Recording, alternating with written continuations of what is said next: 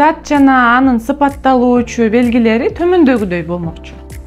Алар формасы жагынан бөлүнөт. Өңү түсү, даамы, мүнөзү, түзүлүшү, жасалышы жана көлөмү жагынан бөлүнөт. Мисалга алсак, заттардын формасы жагына мисал келтирсем, лимонду ала турган болсок, лимон сүйрү.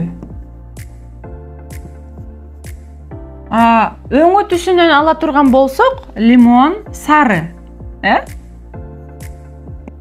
Ошол эле убакта мисалы алма жашыл болушу мүмкүн, же сары болушу мүмкүн.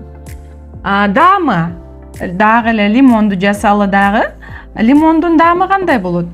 Кычкыл болот, же кээ бирөөнө ачуу десе болот, бирок ачуу деген көбүрөөк окшошпойт, да кычкыл деген көбүрөөк туура келет. Мүнөзү. Бул жакта мүнөзү берилбейт, себеп дегенде мүнөз көбүн эсе адамдарга тиешелүү болот. Мисалы, адамдарга же жаныбарларга тиешелүү болот. Эгерде мен азыр жаныбарды мүнөздөп бере турган болсом, мисалы ат дейли дагы, ат кандай болушу мүмкүн? Жоош ат болушу мүмкүн, бирок көбүн эсе кыргыздар жоош атты айтпайт дагы, азоо атты айтышы мүмкүн. Демек, бул азоо бул анын аттын мүнөзү. Же болбосо итти ала турган болсок, ал кандай болушу мүмкүн? Анын мүнөзү кабанаак болушу мүмкүн, Кабанаак. Так, эми түзүлүшү жагынан алалы. Түзүлүшү жагынан эгерде бир мисал келтирейин, бул ийне деген мисалды ала турган болсок, ийнеге эмне сыпаттуу, эмне анын сапаты, эң башкы анын сапаты анын учтуулугу. Учтуу. Ийне учтуу.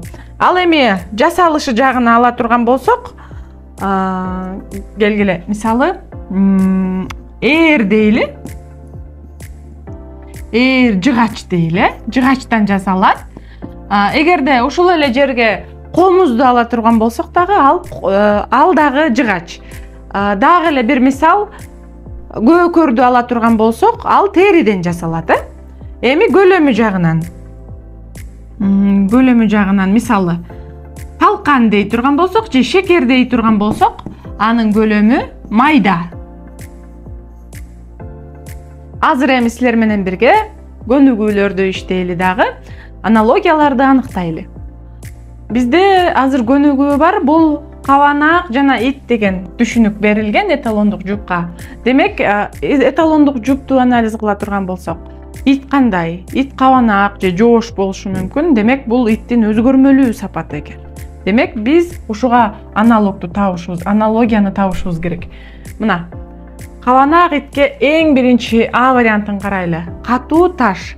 Эгерде биз ташты анализдеп көрө турган болсок, таш дайыма катуу, кээде жумшак таш болбойт, ал катуу. Демек, биздин эталондук жупка бул вариант туура келбейт. Б варианты чукул жакын. Чукул аралыкта, жакын аралыкта десек, бул синонимдик түшүнүк болуп кетет. Ошого байланыштуу биздин эталондук байланышка туура келбейт. В вариантын карайлы. Узун жол. Демек, жол узун болушу мүмкүн, жол кыска болушу мүмкүн, жол кууш болушу мүмкүн, жол тар болушу мүмкүн, же кең болушу мүмкүн. Демек, бул жолдун өзгөрмөлүү сапаты экендигин аныктап турат. Демек, азырынча бул вариант туура вариант. Г вариантын ала турган болсок, алсыз муңдуу. Бул экөө тең жөнөкөй эле сөздөр болгонуна байланыштуу биздин эталондук жупка таптакыр туура келбейт. Эми бизде туура жуп бар. Бул узун жол. Өзүңөргө мен жаңы эле түшүндүрүп бергендей, бул кабанаак иттин өзгөрмөлүү сапаты болгондугуна байланыштуу. Жол дагы жолдун узундугу анын өзгөрмөлүү сапаты экендигин аныктап турат. Кийинки көнүгүүнү иштейбиз. Экинчи көнүгүүдө өзүңөр көргөндөй шакек жана тегерек сөзү берилген эталондук жупта. Демек, варианттарды карай турган болсок, тыйын тегерек, дөңгөлөк тегерек, топ тегерек, чара тегерек. Бардыгы эле туура варианттай болуп турат. Бирок биз кошумча байланышты издейбиз. Демек, шакек болсо, шакекти биз колубузга кийебиз. Демек, шакектин ортосу тешик. Демек ушул жерден бизге варианттарды карап көрөлү. Тыйын тегерек, тыйындын ортосу тешик эмес. Дөңгөлөк тегерек. Бул жуп биздин эталондук жупка окшошураак, себеп дегенде дөңгөлөктүн дагы ортосу тешик болот, жана өзү тегерек болот. Азырынча бул туура вариант. Топ тегерек, чара тегерек. Чаранын дагы ортосу бир формада болушу мүмкүн, бирок ал тешик эмес. Ошого байланыштуу бул жуптардын баардыгы биздин эталондук жупка туура келбейт. Бизде туура вариант бар. Бул Б варианты. Дөңгөлөктүн ортосу тешик болгондугуна байланыштуу жана шакектин ортосу тешик болгонуна байланыштуу тегерек сөздөрү өз эле ордунда калышты дагы. Туура вариант Б варианты болду. Азыр эми бизде эталондук жупта гепард, ылдам деген сөз берилди. Баарыңар билгендей, бул гепард бир арстан түрдүүлөргө кирет жана ал абдан ылдам чуркайт. Дүйнөдөгү менимче эң биринчи ылдам жүгүргөн жаныбар бул гепард. Демек биз бул анын сапаты. Гепарддын негизги сапаты бул анын ылдам жүгүргөнүндө. Эми варианттарды карайлы. Маймыл күлкүнүчтүү. Маймыл кээде күлкүнүчтүү болот, кээде чоң маймылдар дагы бар. Аларды күлмөктүгүр жанында тургандан коркосуң. Демек бул биздин эталондук жупка туура келбейт. Экинчи вариант эшек деген вариант берилди. Эшек дайыма эле чыдамдуу боло бербейт.